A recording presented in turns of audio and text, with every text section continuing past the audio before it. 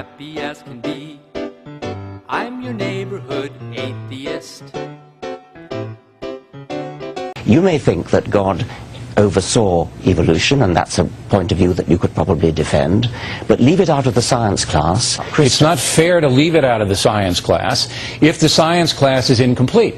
And you, by your own admission, say we don't know how it all began. So if the science class is going to say evolution only, but I really don't know how it started, that gap has got to be explored. You must see that it's quite a remarkable piece of illogic to say that because science can't fill a particular gap, therefore we have to turn to Christianity. You don't have to turn anywhere, you just have to present it.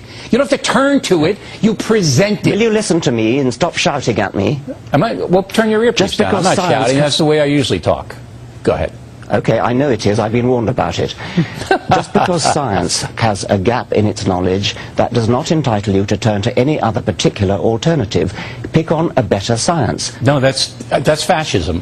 For you to say that you can't mention fascism. Yeah. For you to say that you cannot, in a public school classroom, a science classroom, talk about brilliant men, and I mean brilliant, smarter than you, who do believe in a higher power, who do believe that there was an overseer of the universe. If you insist you can't even mention it, that is fascism, sir. Friendly as can be. Hi, I'm your neighborhood atheist. I don't have any horns.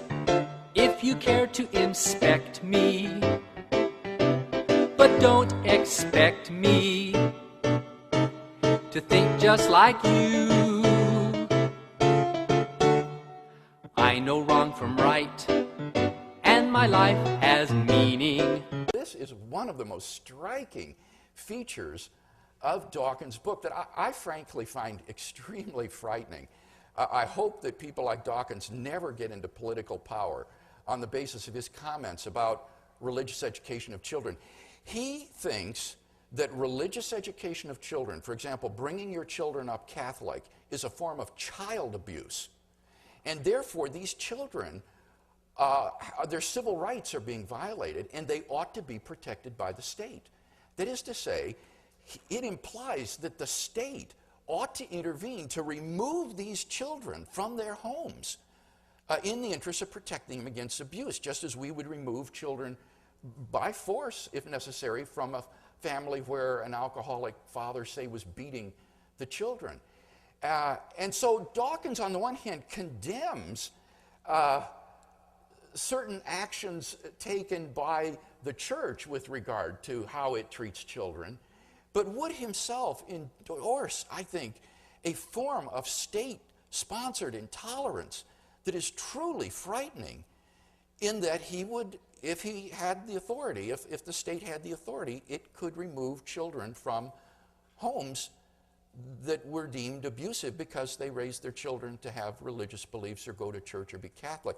He gives the example of the Amish as well. He says, in the case of the Amish, we prize cultural diversity, but he said we mustn't prize it over the rights of these children to get a good secular education and not be raised in a religious home. And he implies again that the state has an overriding interest to remove these Amish children from their families, to go into these communities and forcibly take the children out, which I just find morally unconscionable. It just is shocking to me.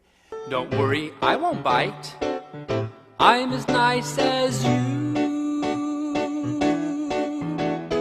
All of us are made of the stuff of the stars. Atheists are human beings, we didn't come from Mars. Atheists are people too.